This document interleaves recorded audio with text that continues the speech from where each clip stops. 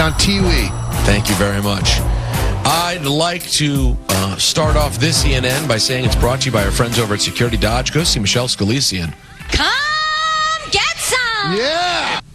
I'd also like to start off this evening by saying happy birthday to our producer extraordinaire, Jacob. The big 3-2 for young Jake. Thank you, guys. I appreciate it. Jacob's Don't a say good guy. guys. They didn't even say a word, so you don't have to say anything to them. I wished him a happy birthday privately. Yeah. I'm not a circus clown.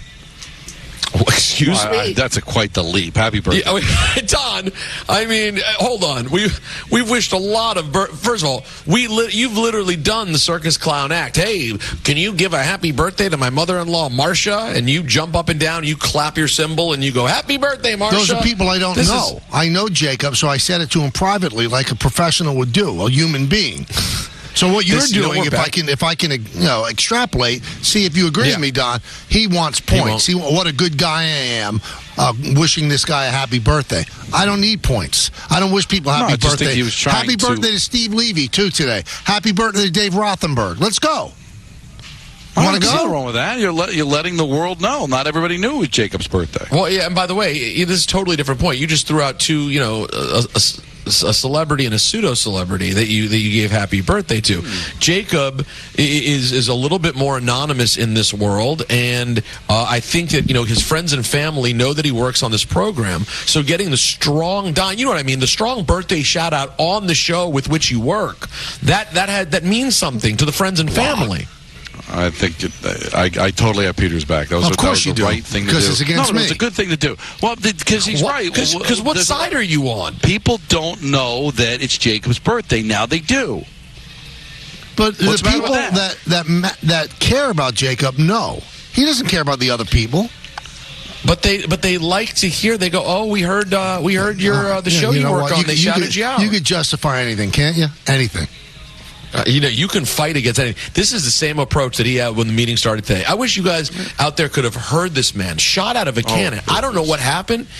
He was attacking me from the second the meeting started. Wait till you see me tomorrow on the Barrett Sports Media thing. Are you going to pick me up on your way? Who's on your panel? Just me and Peter. Don, do you think it's odd that there have been multiple events that Michael and I have been going to in which he essentially drives past my house, and when I say, hey, you want to pick me up, we're all together, he just instantly says no? Well, first of all, how smart is it tomorrow, okay? I'm going to park by the radio station because that's where we're going to end up. So you want me to pick you up, which is 2.5 blocks from the radio station. Well, that's not true. But I didn't know that. All you have to do is express that. You don't have to yell no in someone's face. But what are you trying to say? Do you want to bond with me, or do you just want to save an Uber fare? Well, what if it was just Don? What if it was just the latter? What if I just wanted to save a $25 Because Uber I'm not fare? a circus clown for you. Again, is circus clown. Who are you, Paulie from Rocky? I mean, everything we say, I ain't sweating you. I mean, what's wrong with you? And if it's a circus clown pickup, are there like 50 clowns in the car?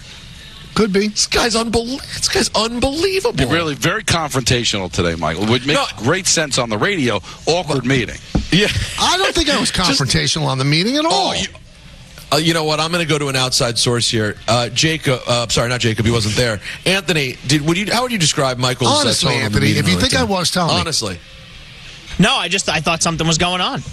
See? That's even worse than confrontational. He thought something was going on. Me and Don exchanged glances multiple times. The general feeling, here's what I'll open up, Anthony. Hopefully I'm not violating a trust here. No, I'm sure you're We not. had a discussion during the break thinking that you guys had a confrontation pre-meeting that spilled over into the meeting. What exactly did I say that was so confrontational with you, Peter?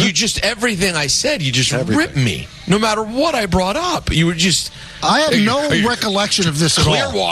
Clearwater's hours away. Well, why would he ever want to go to Clearwater? You acted as if I suggested he stop by Miami Beach. It didn't even make sense. Well, I like to give strong opinions. And again, on the air, great. Right. I can honestly, there's nothing between the two of us. We did not have cross words. I just came in hot. Came in very hot. You did. All right, I don't guys. sweat you. I don't sweat you. Come on. That's Michael. Michael is Burt Young. Everything that someone says, I don't sweat you. What? I mean, literally, Paulie would meet someone on the street. He'd be like, hey, you're Rockies. But I don't sweat you. All right. Was there something with somebody else, Michael, before the meeting? No, I had a long seminar with the whole Yes crew, 50 people. You know what this was? I think there was a falling out with No, Flip. there wasn't. It was great conversation with Flip. Wake up, Flip. I'd like to start By the way, off, it's also Darryl Strawberry's birthday, too, amazingly enough. Wait, Really? Yeah. That's quite the present he got. Well, I guess the present of life, right? Because he survived it. God. And remember, this was a while ago. Right? When was the actual heart attack? Yesterday, last night. The actual heart attack just happened yesterday? I thought they just informed us now. Whew. Hey, did you see that they have actually bought the domain rights for Kennedy Rogers 2024? I just went to this website. I don't see anything. Well, they bought they don't have anything up yet. I know, but I was excited. I thought there was going to be a poster. You buy the domain name, instant content. I thought there was going to be a preemptive poster, like in case this happens. Here's what it. What a far cry we are from Robert. I mean, from Robert. This is why you don't like having juniors. This is why you can't risk a junior. This is why you can't risk a junior, because you don't know. You could get tragically killed. And now your junior is off doing God knows what, running around with your name, and you might think he's a complete yo-yo. And you have no control over it. There will be no Peter Jr., I'll have you know right now. I can't trust him. No, it's Guadalupe. But here's my question about when you bring up Guadalupe. What the F? Why, if I was to go that direction, why wouldn't I go with what I believe to be the proper pronunciation of Guadalupe? Why would I go Guadalupe? It's almost because like the kid's going to be a little off. Guadalupe. No, you want to Americanize it. Thank you, Don. That's a better answer. Or just prepare him for what they'd call him if he ever made it to the bigs. That's right. All right, let's start off by saying good evening to Michael. Thank you for reaching out, but I was right. And let's say good evening to Don. How do you not get excited about Ric Flair? Woo! And good evening to Peter. He plowed right over you. And good evening to myself. I love getting Mariota in that position. Okay. No, it actually makes sense we're talking about Ric Flair. This is where it all began for him. He loves the Mid-Atlantic area. That's right, Don. That is Raleigh, Charlotte, North Carolina. Is that why you named his daughter Charlotte? I believe so. Yeah, he was billed from Charlotte back then. Does Reggie Jackson have a connection to Raleigh? Not that I know of. Because when we landed last night, leaving the airport on the bus to the hotel, I passed Reggie Jackson Honda. Well, he does own car dealerships. Okay. But Raleigh, that's kind of just rogue, isn't it? Don, I would like you to go to Durham. Okay. And I would like you to go to the campus of Duke University. Okay. And I would just like you to drop a big number 2 right on the front. Just go right on the campus, right up to the dining hall, perhaps. Now, how do I let them know that's from you? Well, that's going to be the interesting part. So you're going to have to explain afterwards when the police are hauling you off, this wasn't about me. This was Peter Rosenberg's work. Now, should he do this at Cameron or the food hall? No, I guess you're right. Do it right outside of Cameron Indoor. That's the right So place. you want a Cameron outdoor? Yeah, drop a Cameron outdoor number 2. You know what I mean? But you don't have a problem with the football team. Like, you don't have a problem with Daniel Jones. This is a basketball. I'm going to ask a question. Yes. Besides the fact that they claim Daniel Jones went to Duke, do we have any proof they have an actual football team? Do we know?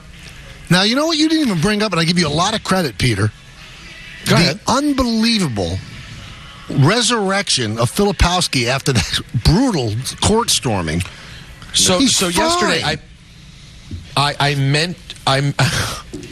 we didn't get time yesterday. Oh, we had so much to do. But not only is he fine, but this man who was ravaged by the crazed fans. Who was it? NC State? I don't remember. Wake Forest. It was Wake fans. He was ravaged by the Wake fans. He was in real danger. Not only is he completely fine now, Don, he's lifting up his leg from the ground to trip opposing players. They call it a Grayson Allen and Duke. Yeah. It's honestly as if Grayson Allen and Christian Laettner had a love child, and it was Kyle Filipowski. Because here's what I love. I think the other day I was doing my podcast with Beetle. It's called Over the Top. Everyone is talking about it. They love it. They love it so much. And it's actually quite good. It's actually very good. And we were talking about it the other day. I think I really tapped into what annoys me so much about Duke, Don. It's the mix of simultaneously being crybabies but also aggressive. That's what gets me mad. Do you hear me? And nothing sums this up better. And this may be point God tomorrow. Nothing sums this up better than the last 2 weeks of Filipowski. When he had the thing happen after the Wake game where the fans stormed the court and he supposedly got knocked into and thought his life was in danger, he cried about it. He literally practically shed tears. Oh, what am I supposed to do? Literally cried about it like a baby. And then within 2 weeks, is aggressively a dirty player. Don, do you understand what I'm saying? The combo of both that makes them the most putrid sacks of human filth that's ever been involved in professional sports. And it goes on from generation to generation to generation. I guess now with that. You know what I want, Don? And I don't ask for much. And I'm not going to be around to see it. You want my kid to go to Guadalupe Duke. to go to Duke. Daddy, I want to go to Duke. And then what does Daddy do? Well, can you imagine? What if Guadalupe... what if Guadalupe turns out to be a hell of a ball player and is actually on Duke? Am I then front row wearing Duke clothes? Well, unless you're Dave Rothenberg, of course you are. Yes, you are. Now remember, he comes from a somewhat athletic stock. Now I'm not particularly athletic, but I'm an underrated athletic. And my wife, the future mother of Guadalupe, this is a woman who blindly, out of nowhere, walked onto the basketball team at Kingsborough College and played a couple years, okay? All right, so there's something there. There's something there, naturally. She didn't even play on the high school team, walked on in college. Now imagine this, Michael. He's heavily recruited by Maryland and Duke, and then he chooses Duke. I love it. Well, that would be, I'll tell you what, that would be tough for Guadalupe to get up from. Not to add insult to injury, but Dan Orlovsky, our dear friend, he actually believes Saquon's going to be better off in Philadelphia. The Giants and the Eagles are obviously in two different time frames. Right. I honestly believe, and Mike T, you know this better, that the Philadelphia 100%. Eagles are still a Super Bowl contender. So that's why you go and maybe overly aggressive, go get a Saquon Barkley because he's a transformative talent. We've seen Saquon be good in really, really, really bad situations. I'm just telling everybody, it's never been this easy. Just think of what Christian McCaffrey's impact was in San Francisco, and everyone's like, well, he was really good in Carolina. Well, he's even better in San Francisco because his job is easier. Saquon is going to be significantly better in Philadelphia because his job is going to be easier. So is Jalen Hurts's. So is Goddard's and Devontae's and AJ. So this is a transformative move, and we haven't kind of felt the gravity of it. I also agree the Giants had a really good day. They let the face of their franchise go as well. The one question that you could be upset with the Giants about, and Dan's probably right, it's a better situation for Saquon. If you knew you weren't signing McKinney, and you knew that you weren't going to sign Saquon, because I think they knew, why weren't they traded? Because the worst thing that would have happened was they would have lost a couple more games, and maybe they'd be in the third position rather than the sixth. I don't know why. My only speculation, at least with Saquon, is that John Mara didn't want to do it. Well, then there's no excuse about McKinney. But everything points to the fact that these were guys that were not going to be brought back, and you could have gotten something for them. Now, maybe I don't know. Maybe there weren't any offers out there. I don't know. I would think you would have gotten something back. Even a 7th round pick is better than nothing. So it is interesting why they didn't go in that direction, especially with Saquon. It just felt like it was just, they were good. Some other interesting notes. The Giants won't be the only fans nauseated to see their beloved running back in a different uniform. The Packers fans will have to see Aaron Jones suit up for the Minnesota Vikings next year. Jones signs a 1-year deal, according to Shefty. That's worth $7 million. The Browns nearing a deal with Jameis Winston to replace Joe Flacco as the backup to Deshaun Watson. No job for Joe. No job for Joe because, as Michael alludes to, Tyrod Taylor picked up by your New York Football Jets. Doesn't have to move. That's nice. The Washington Commanders adding Marcus Mariota to the QB room. Second favorite quarterback in the quarterback series. Really? Oh, yeah. I mean, I love Patrick Mahomes on the field, but that wasn't a great series for him. I just finished episode 1. How many episodes are there? I think there's 8. Oh, that many? Wow. I just finished episode 1. He wasn't, like, brutal No, he's in episode not brutal, 1. but you kind of get an icky feeling about him. But he's just not Cousins. I mean, Cousins is... It's cuddly. God, I just wish they... Imagine... I wonder if my life would be... Actually, you know what, though? Maybe it wouldn't have worked out. Maybe if the commies had kept Cousins, they would have been better and things wouldn't have imploded the same way and Snyder would still be there. You never know. Yeah. Butterfly effect. That's the thing, Michael. You never, ever know. If Dan Snyder hadn't walked past Kirk Cousins after rallying the Redskins to beat the Ravens, if he hadn't seen him in the locker room and treated him like he was a janitor and just walked right past him on his way to go, Robert, are you okay? Robert, we'll get you back out there soon. Robert, please. If he hadn't done that and completely disrespected Kirk Cousins, maybe he's still there. And then maybe Snyder's still there. I don't know. Anything can happen, Don. Inevitable, but it's hard. It's probably harder to do if they're winning. Yeah, it just would have been the rallying cry came because of how bad they were. Right. I saw an interview with Jeffrey Wright, the acclaimed actor who was nominated for Best Actor for American Fiction. Yep. Strong recommendation, by the way, from me. Strong recommendation. I've only seen a couple of the movies, but that was a great one. Do you know he's a huge... I know him because we did an RG3 event together years ago. He's a lifelong Washington fan from D.C. He also revealed in an interview over the weekend that he went to summer camp with Josh Harris. Oh, really? And said he asked Josh Harris about if they're going to improve the fan experience at FedEx Field. And Josh Harris's response was, dude, I'm literally replacing pipes in this place. I mean, they are literally starting at the beginning of fixing that dump. Like, it is actually a dump through and through. What did it open in 97? It's not even that old, really. It's not even that old. It's just a bet. Now, Michael, this is your opportunity to make a joke about poop water. No, I'm good. All right, Sauce Gardner was on the pivot. You mean he was off social media for a minute? Yeah, but he was on a podcast, which is then promoted on social media. Right. He was probably tweeting during the show. He said Mecole Hardman has not earned the right to lecture teams on what to do. He's only has 2 Super Bowl rings. The Jets, especially him individually. Like, they sent you to a contender team. You know what I'm saying? They sent you back to the Chiefs and you just won a Super Bowl. If you really know what it takes to win, you're going to make sure you let the team know. The reason he couldn't do that is because he never earned his stripes. He came in the facility and just thought he had it made for him. Like, if you know what it takes to win, you're not going to go to practice and drop hella punts and then have excuses to why you're dropping them. There's just certain things that's not going to happen if you truly know what it takes to win. He has 2 Super Bowl rings, Sauce. I mean, still, that doesn't mean he conducted himself here with grace. No, he wasn't but, great. To say he doesn't know how to win, he has 2 Super Bowl rings. Yeah, but does everybody who's on a 53-man roster know how to win? He caught the winning touchdown in overtime. I understand. I mean, I would have caught that game. It was like one of the 5 catches he had when he got there. I mean, like, so he wasn't.